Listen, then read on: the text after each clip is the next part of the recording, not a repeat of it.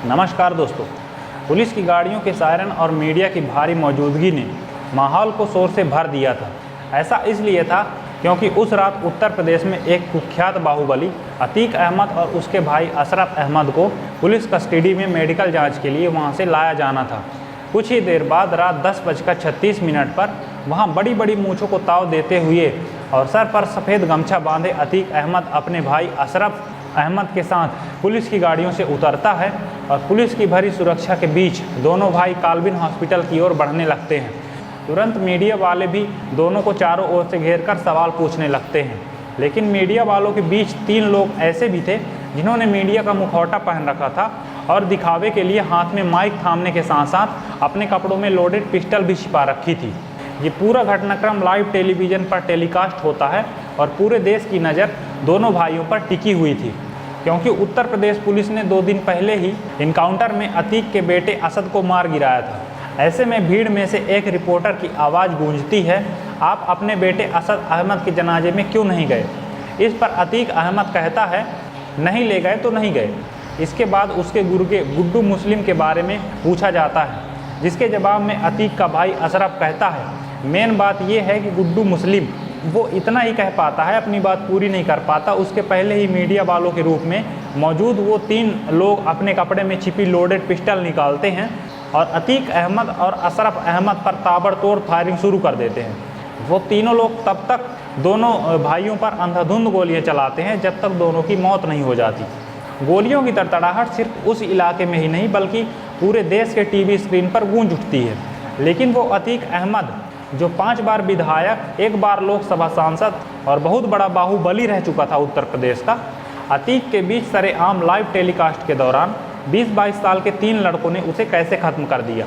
सवाल ये भी है कि आखिर ऐसी नौबत आई कैसे? अतीक अहमद की वो कहानी क्या है जो आज भी रोंगटे खड़े कर देती है? उसका पाकिस्तान की खुफिया एजेंसी ISI और आतंकी संगठन लश्कर तैयबा से क्या कनेक्शन था, और आखिर उसे मरवाने के पीछे असली हाथ किसका था? अतीक अहमद का जन्म 10 अगस्त 1962 को इलाहाबाद के कसरी मसारी नाम के गांव में हुआ था। उसके पिता हाजी फिरोज अहमद तांगा चलाया करते थे और 8 सदस्यों के परिवार का गुजारा मुश्किल से ही हो पाता था। अतीक अहमद अपने घर में सबसे बड़ा था और उससे छोटा एक भाई खालिद अजीम उर्फ अशरफ और 4 बहनें थीं। इसलिए हाजी फिरोज अहमद चाहते थे कि उनका बड़ा बेटा अतीक अहमद पढ़ लिख कर कोई अच्छी नौकरी करे, लेकिन अतीक का मन शुरू से ही पढ़ाई में कम और रंगबाजी में ज़्यादा लगता था। इलाहाबाद, जो आज प्रयागराज के नाम से जाना जाता है, वहाँ जब किसी काम का टेंडर निकलता था तो टेंडर उन्हें ही मिलता था जिनका उस इलाके में दबदबा होता था। ऐसे माहौल में जवान हो रहे लड़कों में बाहुबली बनने की होड़ सी लगी हुई थी। उन्हें अमीर बनने के लिए एक ही शॉर्टकट रास्ता पता था और वो था अपराध का रास्ता। उन्हें सिर्फ पैसों से मतलब हुआ करता था, चाहे वो फिर किसी की हत्या और अपहरण से ही क्यों ना आए। यही कारण था कि अतीक अहमद जब 8वीं क्लास में था तभी से उसने अपने इलाकों से गुजरने वाली मालगाड़ियों से कोयला चोरी करना और बेचना शुरू कर दिया था। जब अतीक 1979 में 10th के एग्ज़ाम में फेल हो गया तो वो पढ़ाई छोड़कर पूरी शिद्दत से इस अपराध की दुनिया में घुस गया और उसने अपनी उम्र के लड़कों के साथ एक छोटी सी गैंग भी खड़ी कर ली। वो कम ही उम्र में बहुत ही खूंखार था और केवल 17 साल की उम्र में अपने ज़िंदगी की उसने पहली हत्या की थी। ये मामला कोयला की चोरी से जुड़ा हुआ था, जिससे जल्द ही इलाके में उसके नाम की तूती बोलने लगी। अगले 4 सालों में अतीक ने मालगाड़ियों से कोयला चुराने के साथ साथ रेलवे पर कबाड़ बेचने और वसूली का काम भी शुरू कर दिया था। जिस समय अतीक अहमद अपनी क्राइम की दुनिया में जगह बनाने की कोशिश कर रहा था, उसी समय उस इलाके में सोसे इलाही नाम का एक बड़े गैंगस्टर का भी भारी दबदबा था, जो चांद बाबा के नाम से मशहूर था। चांद बाबा का इतना रौब था कि उसके इशारे के बिना उस इलाके में एक पत्ता भी नहीं हिल सकता था, क्योंकि उसे बैक में पॉलिटिकल प्रोटेक्शन मिला हुआ था और पुलिस उसके गुर्गों को हाथ तक नहीं लगाती थी।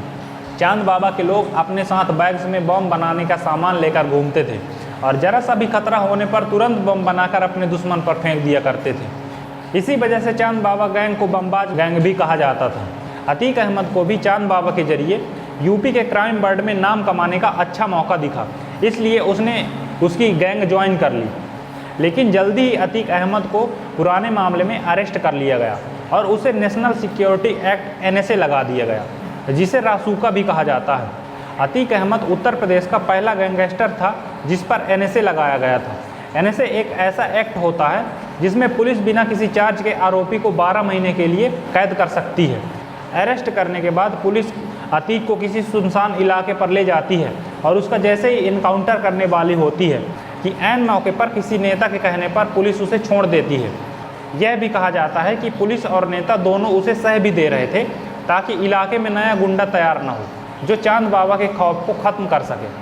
यानी पुलिस और नेता लोहे को लोहे से ही काटना चाहते थे और इसी वजह से अतीक का तेज़ी से राइज हुआ और जल्द ही उसका खौफ फूलपुर, प्रयागराज, कौशाम्बी, नोएडा से लेकर लखनऊ तक फैल गया।